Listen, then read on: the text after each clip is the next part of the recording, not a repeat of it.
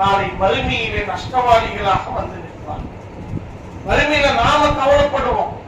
நம்ம பிள்ளைகள் நம்மளை நோக்கி கேள்வி கேட்பாங்க, என்ன எங்களை இப்படி விட்டு விட்டீர்களே என்று கேள்வி கேட்பார்கள். சங்கையான தாய்மார்களே, அப்ப அந்த தாய்மார்கள் பெண்களிடத்திலே உலகத்தில யாராருக்கோ அர்ப்பணம் செய்யக்கூடிய குணாதிசயம் மனப்பான்மை யதார்த்தமாக இருக்கு. அப்படிதானேங்க? இன்னைக்கு சொல்ல போனா ஒவ்வொரு பெண்களும் கல்யாணத்துக்கு முன்பே ஏதாவது ஒரு துறைகள்ல ஏதாவது ஒரு லைன்ல திறமையானவர்களா இருந்திருப்பீங்க. ஆனா கல்யாணம் முடிச்சதுக்கு பிறகு கணவனுடைய குடும்பத்தின் சூழ்நிலையை கருதி உங்களுடைய உணர்வுகளை எல்லாம் அப்படியே ஒரு பக்கம் விட்டுட்டீங்க. குடும்பம் தான், குழந்தைங்க தான் அப்படின்னு சொல்லி வாழ ஆரம்பிச்சிட்டீங்க. இப்படி எத்தனையோ இடங்களில் எத்தனையோ சந்தர்ப்பங்களில் யார் யாருக்காக வேண்டியோ உங்களை நீங்கள் மனதளவில மாற்றிக் கொள்ளக்கூடிய மனப்பான்மை கொண்டிருக்கக்கூடிய என அருமை தாய்மார்கள், நீங்கள் அல்லாஹுக்காக வேண்டி உங்களை மாற்றிக்கொள்ள வேண்டும்.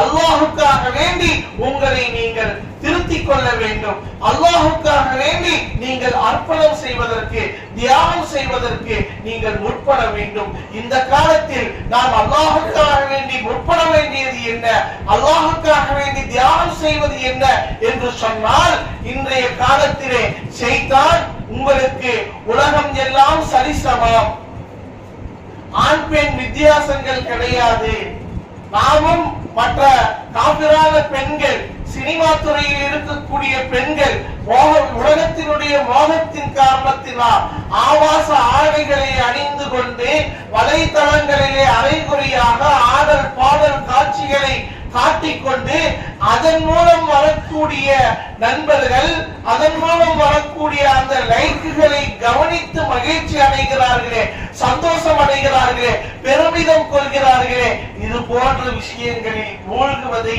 நீங்கள் தியாகம் செய்யும். இதெல்லாம் இன்னைக்கு தியாகம்.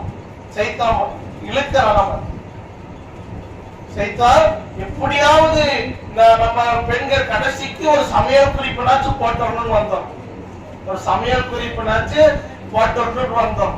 அப்புறம் மறுபடியும் என்ன செய்யறாங்க பெண்கள், இன்னைக்கு ஒரு இஸ்லாமிய சம்பந்தமான வாழ்க்கை விஷயத்தை சொல்லணும் அப்படின்னு சொல்லிட்டு இன்னைக்கு வீடியோக்களை போடக்கூடிய சூழல்களை நாம் பார்க்கிறோம்.